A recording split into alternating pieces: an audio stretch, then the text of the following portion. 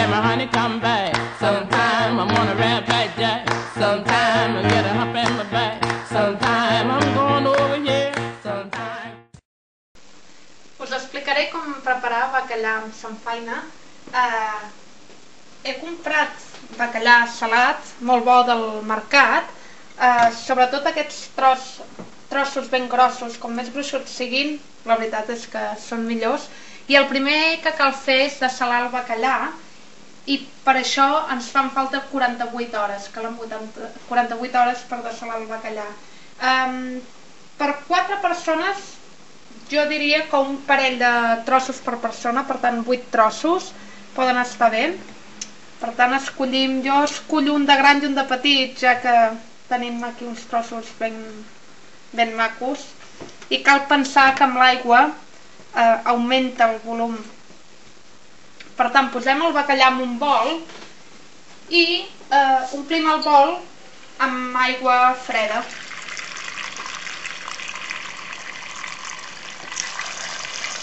Que quedi ben cobert d'aigua. Ara han passat 12 hores des que vaig posar l'aigua per primera vegada i canviaré l'aigua. Avui és divendres al matí i tornaré a canviar l'aigua dissabte al matí.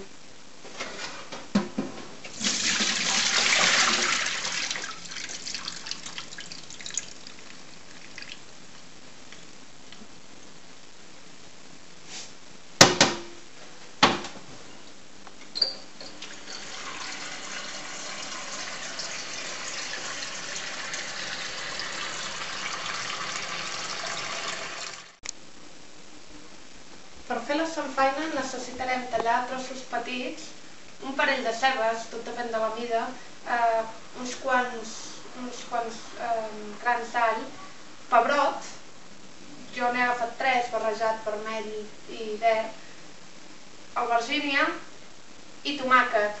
Si teniu tomàquets bons, madurs, naturals i no de llauna, millor, si no sempre la solució fàcil i ràpida és posar-hi tomàquet de llauna, pebre vermell, i si li voleu donar un bon gust final està molt bé també afegir una mica de safrà. Per fregir òbviament necessitarem oli d'oliva i caldrà afegir-hi sal. La primera cosa que he fet és tallar l'albergínia a daus i tirar-hi sal perquè així deixi anar un líquid que fa que l'albergínia no sigui amargant. Després el que farem és escórrer el bacallà, que com hem dit cal que estigui com a mínim 48 hores en aigua i cal canviar, com havíem dit, 2 vegades l'aigua. Per tant, havíem canviat aquest matí, avui és dissabte, havia canviat l'aigua i ara ja ho podem escórrer. Per així després secarem el bacallà amb paper de cuina per passar-lo a fregir. He enxugat el bacallà una mica amb paper de cuina i ara el que cal és enfarinar-lo una mica per després passar-lo a fregir amb oli ben roent. Una mica enfarinat i a l'oli.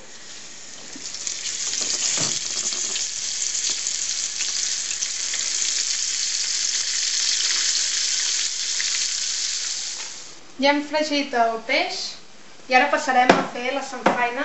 Primer de tot fregirem ceba que hem tallat trossos petits amb oli d'oliva. Quan ha passat 1 minut o 2 minuts a foc moderat d'afegir la ceba, afegim el pebrot que també hem tallat a trossos petits i a foc moderat seguim fregint. Passats un parell o 3 de minuts afegim l'albergínia, que com veieu ha deixat una mica d'aigua. Escorrem i l'afegim. Un minut més tard afegim l'all trossejat ben petit i seguim remenant perquè no se'ns enganxi. Ho tenim ja una mica fregidet, tampoc volem que sigui massa tou. I abans d'afegir el tomàquet hi tirem una culleradeta de pebre vermell dolç i el fem fregir una miqueta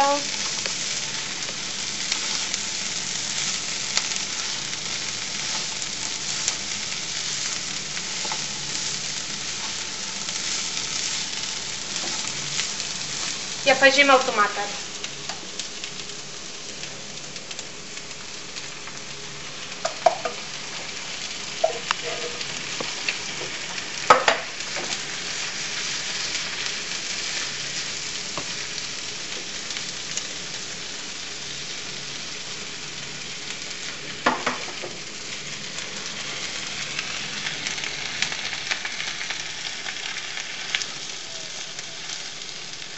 I acabarem de posar el segon pot.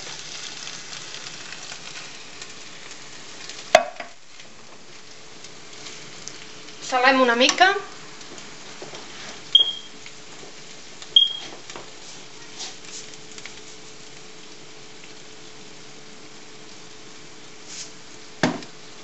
I ho deixem fregir una estona més.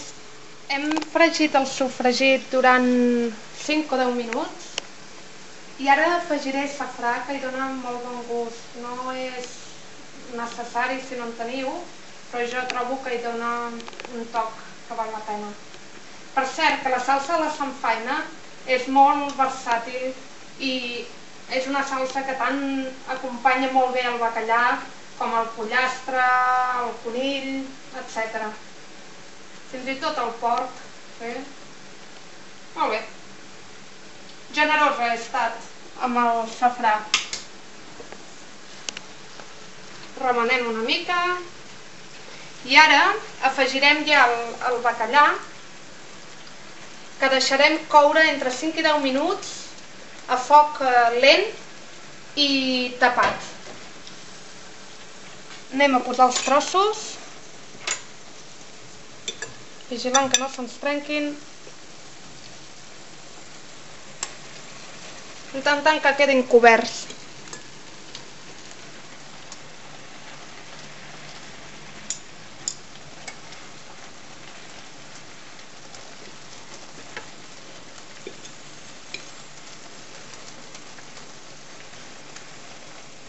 Ja hem posat tots els trossos i ara ho taparem i ho deixarem coure, com he dit, entre 5 i 10 minuts. De tant en tant, però, ens assegurarem que no se'ns enganxa la salsa.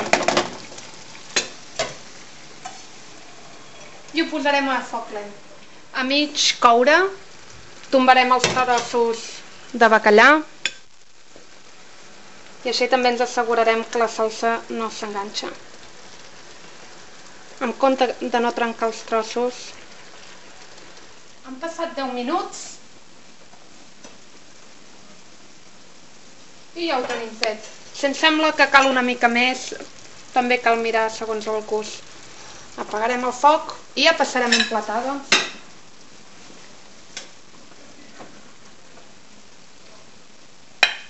Un tros ben maco de bacallà. Força samfaina.